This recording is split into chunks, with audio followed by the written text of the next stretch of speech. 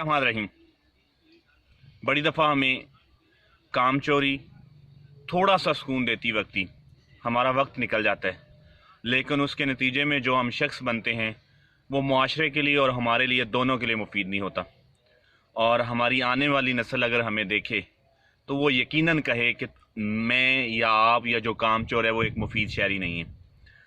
आप जब भी किसी भी प्रोफेशन में हों अपने काम से कमिटेड रहें।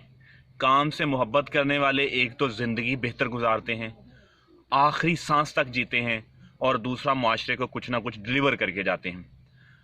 अगर आप काम चोरी करते हैं तो एक ख़ास वक्त के बाद आप काम कर ही नहीं सकते।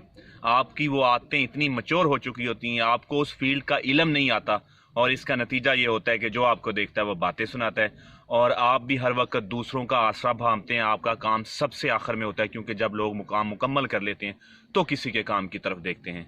जिस भी प्रोफेशन में है, जिस भी काम में है, अपने काम से मोहब्बत कीजिए और अर्ली एज में उस काम को सीख लीजिए। आखिरी सांस तक आपके काम आएगा, और अगर ये आपके काम आ गया तो आपकी ज़िंदगी भी काम आ जाएगी। मुझे उम्मीद है कि मेरी ये आरा जो मैंने तजुर्बात पर मबनी आपसे कही है आपके ज़रूर काम आएगी। Thank you very much.